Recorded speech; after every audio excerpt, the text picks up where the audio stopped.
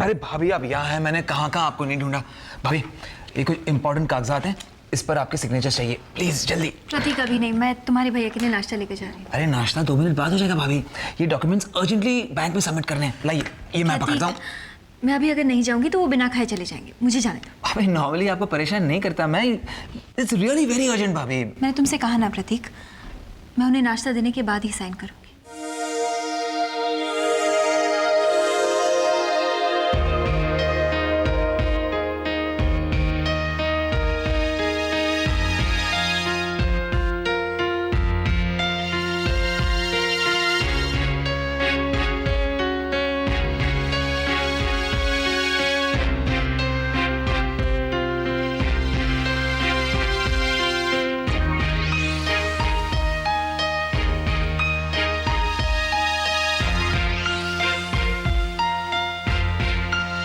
रंजन।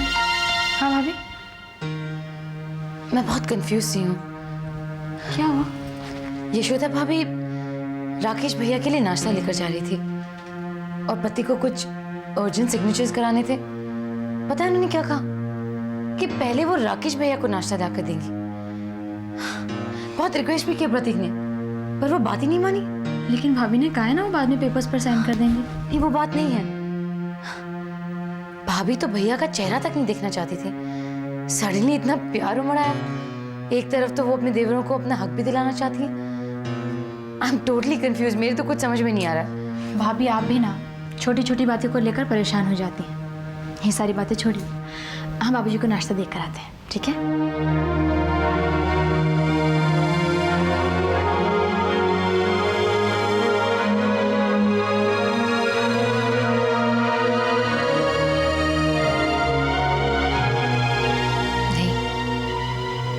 ये इतनी छोटी बात नहीं है।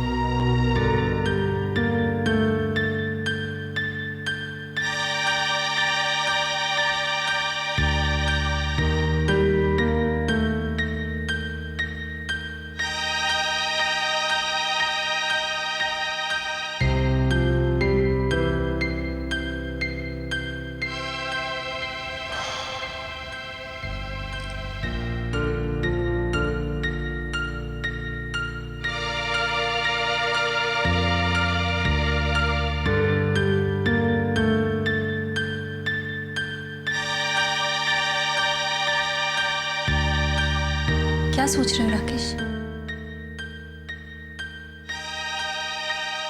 यशोदा, आज कई दिनों के बाद मैं अपने आप को अकेला महसूस नहीं कर रहा हूं। कह दो ना यशोदा कि तुमने मुझे माफ कर दिया। हाँ राकेश, मैंने आपको माफ कर दिया। राकेश आप सबसे बड़े गुनहगार बाबूजी के हैं। मैं चाहती हूँ आप उनसे भी माफी मांग लीजिए। यशोदा, मेरी समझ में नहीं आता कि मैं बाबूजी के पास किस मुंह से जाऊं। पता नहीं क्या हो गया था मुझे। मैंने बाबूजी की बेइज्जती की, अपने भाइयों के साथ लड़ा। मैं ये सब सोचता हूं ना तो मुझे खुद से नफरत होने लगती है। ऐसा मत सोचिए राकेश, आपको अपनी गलती का एहसास हो गया, बस इतना ही काफी है। आप बस एक बार बाबूजी से माफी मांग लीजिए। यशोदा, जिस दिन बाबूजी मुझे माफ कर देंगे ना, वो दिन मेरी जिंदगी का सबसे बड़ा खुशी का दिन होगा। पर मैं जानता हूं यशोदा, वो दिन लाने के लिए मुझे पहले कुछ करना होगा। मैंने प्रतीक और अविनाश के साथ बहुत नाइंसाफी की है। जब तक मैं अपने दोनों भाइयों को उनकी नई कंपनी के साथ एस्टैब्लिश नहीं कर देता ना, तब तक मेरे गुनाह कम नहीं होंगे। और यही मेरा प्रायश्चित भी होगा यशोदा। और तब मैं बाबूजी का सामना कर सकूंगा।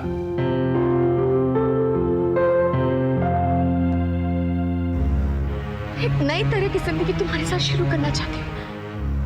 मेरे साथ चलो ना, मैं तुम्हें वापस लेने आई हूँ। जयंती, मैं माफी मांगती हूँ तुमसे। I am sorry. इसमें माफी की कोई बात नहीं है। तो फिर let's give a marriage a second chance. चलो ना इंदर, चलो ना मेरे साथ। जयंती, मैं अभी उस घर में नहीं जा सकता। मैं अच्छी तरह से समझती तुम्हारी सो कॉल्ड मजबूरी क्या है। सोनिया दी ग्रेट है ना, क्योंकि आजकल वही तुम्हें अपनी उंगलियों पे नचा रही है। बस रुकने के लिए मुझे मत कहना तुम इंदर। जब मेरे कहने पे तुम मेरे साथ नहीं चल सकते तो तुम क्या एक्सपेक्ट करते हो?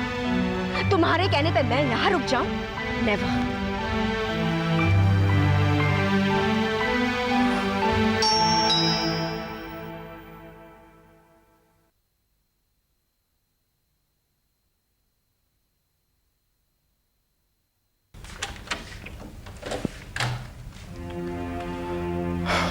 आओ जयंती, उस दिन तो बड़े गुस्से में गई थी। इंदर, मैं तुम्हारे पास एक प्रपोजल लेकर आई हूँ। प्रपोजल? हाँ, तुम्हें म्यूजिक का बहुत शौक है ना, और तुम बहुत बड़े सिंगर भी बनना चाहते हो। बिल्कुल बनो। इसलिए मैंने सोचा है कि मैं तुम्हारे लिए एक ऑडियो कंपनी शुरू करूं। क्या? हाँ, अपनी खुद की ऑडियो कंपनी। और उस ऑडियो कंपनी में सिर्फ तुम मेरे लिए गाओगे, क्योंकि मैं नहीं चाहती कि सोनिया के एहसान के नीचे तुम। नहीं, ये मुमकिन नहीं है। लेकिन क्यों? अब बहुत देर हो चुकी है। देर? ये क्यों नहीं कहते कि तुम्हें सोनिया से प्यार हो गया है? बस जयंती, बस। एक मिनट, सच बात कड़वा लगता है ना तुम्हें? जयंती, तुम हमेशा मुझे ऐसे क्यों ट्रीट करती हो कि मैं तुम्हारा पति नहीं, एक रिश्ते का बोझ हूं। तुमने कहा कि माँ बाप से दूर नहीं रह सकती, मैं तुम्हारे घर पर रहने को तैयार हो गया। शायद इसीलिए कि मैं वो सारे सुख और आराम तुम्हें नहीं दे सकता था। अगर तुम म्यूजिक में मेरा साथ देती तो आज मुझे दूसरों के सहारे की जरूरत नहीं पड़ती। बाय द वे, मैं यहाँ तुम्हारा भाषण सुनने नहीं आई, ओके? आज तुम्हें मेरी सारी बातें सुननी पड़ेंगी। हर एक रिश्ता इज्जत मांगता है। इज्जत, प्यार और विश्वास की पहली सीढ़ी होती है। तुम्हें इस सीढ़ी की तरफ बढ़ना होगा। मैं आऊंगा, तुम्हारे पास जरूर आऊंगा, लेकिन तब जब कुछ बन जाऊं।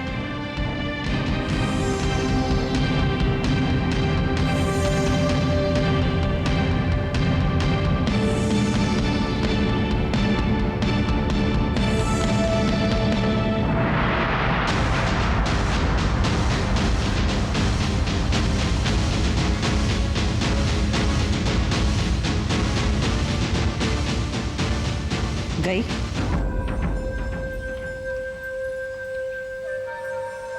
कौन?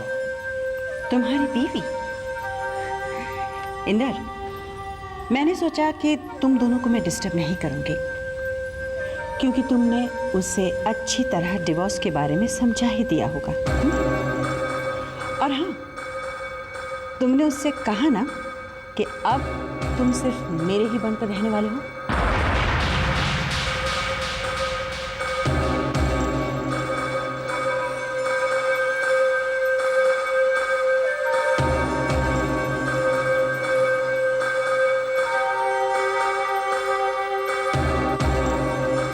बहुत भूख लगी है यार, भूखा मारा है इस बावर्ची ने।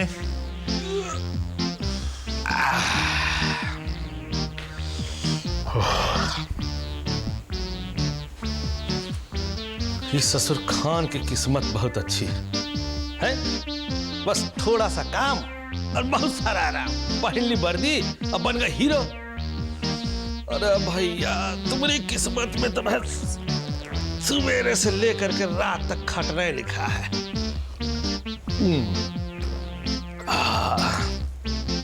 काम करते करते पता ना कर जाते भैया। बजरंगबली, अब कहीं तरह अच्छी तरह नींद आ जाए हमके तो बस, और क्या चाहे जिंदगी में। हाँ,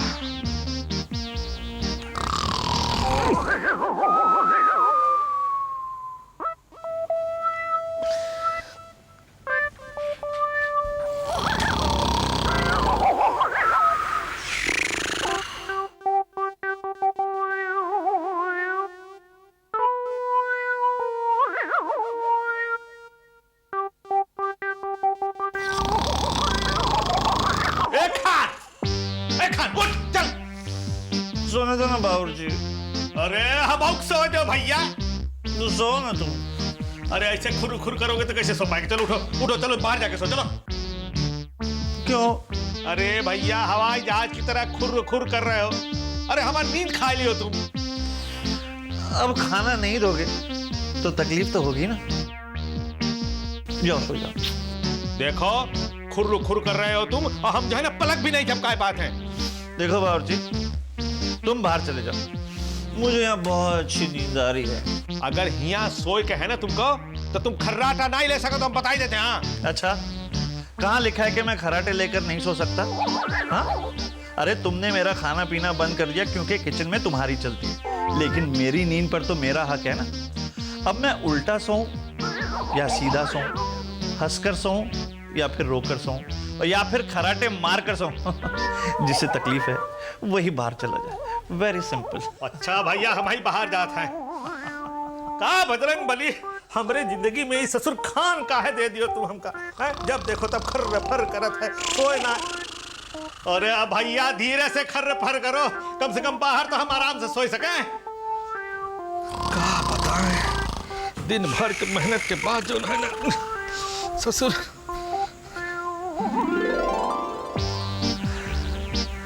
बावर्ची, अगर खाना पीना बंद करेगा तो मैं तेरी रातों की नींद हराम नहीं करूंगा। अब आएगा खेल का मजा। अम्मा, तुम यहाँ बैठ के मजे से खा रही हो, तुम्हें पता है तुम्हारी नाक के नीचे क्या हो रहा है? का मजेदार समोसे है। हाँ हाँ, तू क्या कहते है? आपकी लाडली गुड्डी वो रात को प्रोड्यूसर से मिलने गई थी, वो भी अकेले। लो कर लो बात। अरे अकेली ना ही जाएगी तो का पूरी बारात संग ले जाएगी? बात करत है। अम्मा तुम समझते क्यों नहीं? वो जो कर रही है वो गलत कर रही है। अरे का गलत करत है? हाँ, का गलत करत है? उसे हीरोइन बनना है, और हीरोइन बनना है तो प्रोड्यूसर के मिले की पड़ी के नहीं। देख ली तू तो खामखा परेशान मत हो, और हमका भी परेशान मत कर। शांति से खाना खाने दे हमका। चाची ये इसको कैसी माँ है आप? आपकी बेटी बिगड़ी जा रही है और आप आंख मूंदे बैठी खा रही हैं यहाँ पर बैठकर। बेटी घर की इज्जत होती है, और हमारे घर की इज्जत रात में पराए मर्दों के साथ जाकर। चाची कोई फर्क नहीं पड़ता आपको? एक बार कदम बहक गए ना तो फिसलने में वक्त नहीं लगेगा। वक्त है चाची, संभाल लीजिए गुड्डो को। भगवान पता नहीं क्या होगा आपका।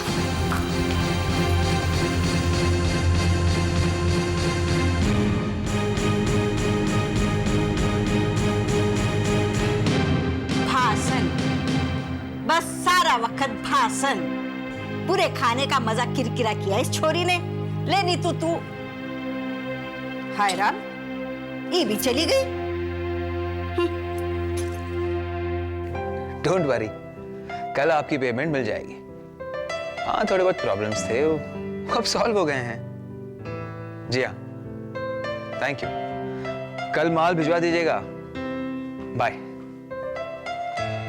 अविनाश, आओ। थैंक्स। तुम्हें संपट की पेमेंट्स के बारे में टेंशन थी ना? वो प्रॉब्लम सॉल्व हो गई है। राकेश भैया ने कह दिया कि वो हमें वो फंड्स दे देंगे। Problem solved.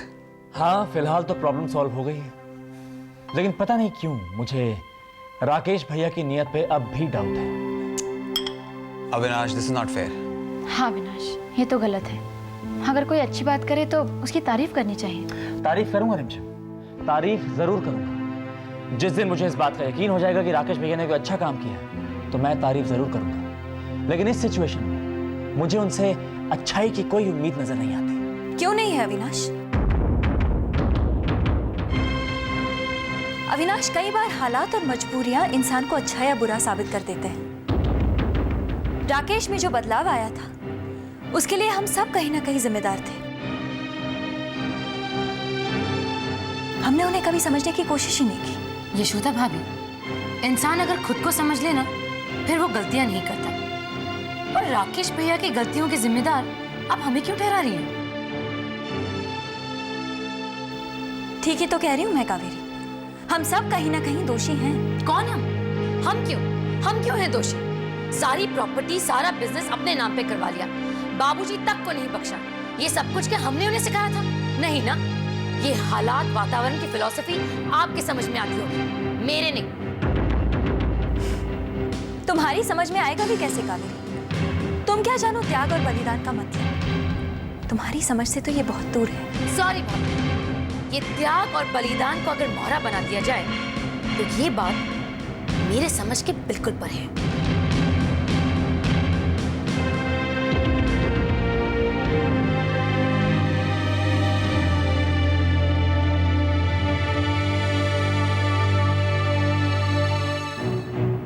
ये क्या कावेरी? इस तरह से गुस्सा करके वहां से नहीं आना चाहिए था तुम्हें। तो क्या करती? वहां चुपचाप खड़े रह के उनका भाषण सुनती। कावेरी, राकेश भैया बदल गए। बड़े भोले हो प्रतीक, तभी तो राकेश भैया की तरह बिजनेस टाइकून कभी नहीं बन सकते। वो तुम दोनों को नकारा करके छोड़ेंगे। कावेरी, ये क्या कह रही हो तुम? सही कह रही। राकेश भैया ने पहले सारी प्रॉपर्टी हड़प कर ली और बुरे बन गए। उस वक्त यशोदा भाभी ने हम सबका साथ दिया। फिर भाभी के मन में देवरों के लिए प्यार उमड़ आया, इसलिए उन्होंने अपना हिस्सा अपने देवरों के नाम कर दिया और देवर उनके एहसान तले दब गए। फिर मियाँ बीवी ने एक नया नाटक शुरू किया। मियाँ अच्छा होने लगा और बीवी उसकी तरफ झुकने लगी। भाभी के एहसान तले तो देवर थे ही, अब भैया के एहसान तले भी दब गए। मियाँ बीवी खुश, क्योंकि सारा कंट्रोल तो उन्हीं के हाथों में था ना। वो तुम दोनों को कठपुतलियों की तरह नचा रहे और तुम दोनों नाच रहे। मेरी एक बात याद रखना पति, वो दिन दूर नहीं जब वो तुम दोनों को रास्ते पर लाकर खड़ा कर देंगे।